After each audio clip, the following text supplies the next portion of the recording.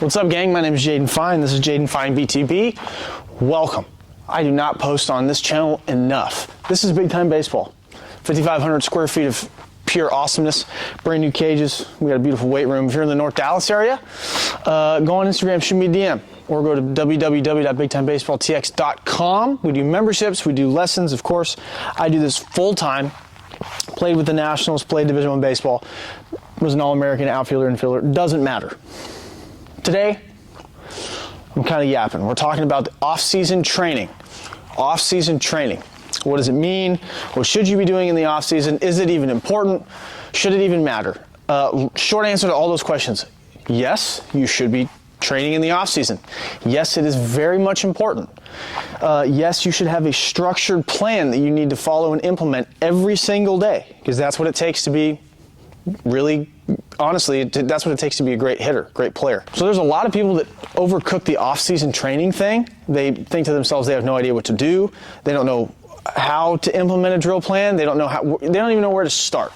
The key here is just do not overcook it. The way I used to treat my off-season training and how I programmed it out was like you were going to get into the weight room and you were going to put on size or put on strength or put on speed, whatever that looks like, whatever your goal is in the weight room.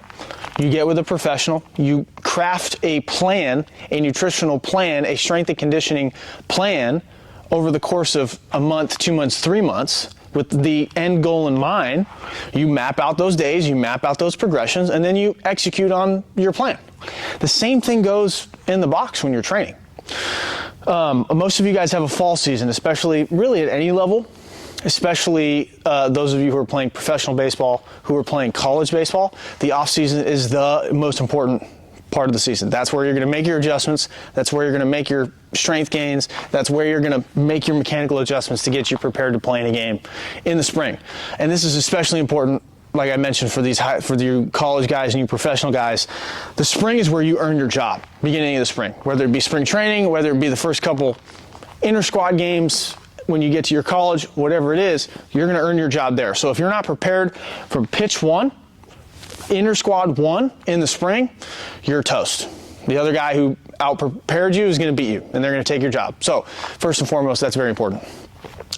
Lay out your plan. Lay out your plan. So where was I? I lost my train of thought. In the fall. Fall, very important. Use the fall as information.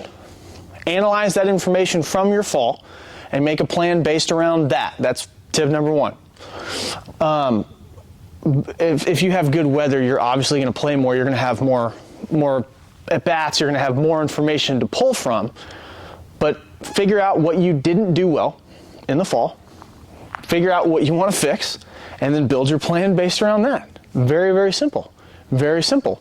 Highly suggest in the beginning of your fall, if you're going to make any mechanical adjustments at all, anything that's going to change your timing, anything that's going to change your load, anything that's going to change your barrel path, whatever that is going to be, do it first. That's my suggestion. Do it first in your programming. The first part of your off season should be retooling. That's going to be the bulk of your time, the beginning of the off season, should be making those adjustments, right? Because you're going to get those moves down. You're going to create those movement patterns, those new movement patterns within yourself, within your move, and you're going to begin to develop that muscle memory. So that's the first part. Second part of the fall, you start to blend those two together, right? So you're continuing to figure out what drills and what routines work for you, what get you moving well. You're getting on video, you're getting with your hitting instructor, making sure the mechanical stuff looks good. Then you get on a machine, try to test it a little bit. You move back to an arm. Go regular BP. You get on a field hit batting practice. A lot of you guys, and I did this too in my career, where you don't hit on a field all off season, and then at the end of the season, the end of the off season, it's January 30th, February, and you get on a field and it's just weird. It's totally different. It's a different feel. Maybe you get onto a field, maybe you face an arm, maybe you face a machine. That should be the middle part of your off season training, right? So first part, mechanical based, right? Mechanical focus, making your adjustments. Second part, trying to blend the two, right? Mechanical, continuing to make those mechanical adjustments, continuing to figure out what drills and plans work for you, starting to get on a field, starting to face a moving ball. Make sense? Super simple. Third part of that, the final segment of your off-season training, maybe last month, month and a half, depending on if you're moving good, challenging yourself, challenging the moves, shifting from a mechanical type of mindset more to having an approach and a plan and executing that approach and a plan with some pressure on you via live at bats against your BP guy throwing in the cage, throwing you multiple pitches, throwing short distance BP, challenging you with velo, getting on a machine and cranking it up, facing velocity, facing different locations with velocity, facing spin off of the machine, doing walk-ups, facing different angles off the machine, getting onto a field. And if you're fortunate enough to have pitchers around you or if you're training in a facility where there's position players and pitchers working up and ramping up to that spring season, if you have the opportunity to face live pitching, that is going to be your best bet for simulating a spring training type setup. Obviously, because it's just like a game. You got to challenge the move. And this is something that I cannot stress enough. When I was playing professionally with the Nationals, I did not do this enough. I was so focused on part 1 and part 2 of my off-season training that I completely neglected the game speed reps. And when I got to spring training, my first full season spring training, I got my doors blown off. 90 looked like 110 miles an hour. I'm just telling you, this is a warning to all of you guys playing any level of baseball. If you don't challenge yourself in training, at the end of your off season, the season's going to be rough. The beginning part of the season is going to be rough. Understand that. That is so important. Especially nowadays, man, opportunities are so limited. The amount of time that you're going to have to figure it out once you get to your university, once you get to your professional organization, whatever it is, you're going to have a very small leash to show a front office or to show a coaching staff that you have what it takes to earn a starting job or to earn at bats or to earn time on the mound, whatever it is. You got to make sure that you're prepared day 1, pitch 1.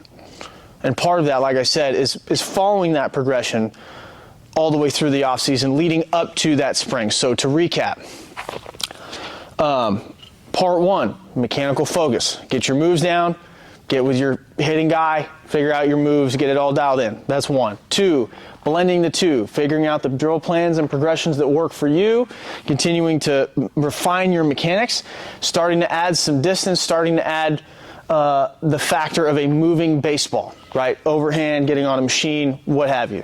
Final part, challenge it. You've figured out what routines and what drills work for you. You've made your mechanical adjustments. You've established those new movement patterns within your swing. It's time to challenge it.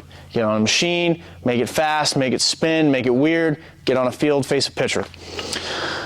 All of that leading up to day 1 of spring training.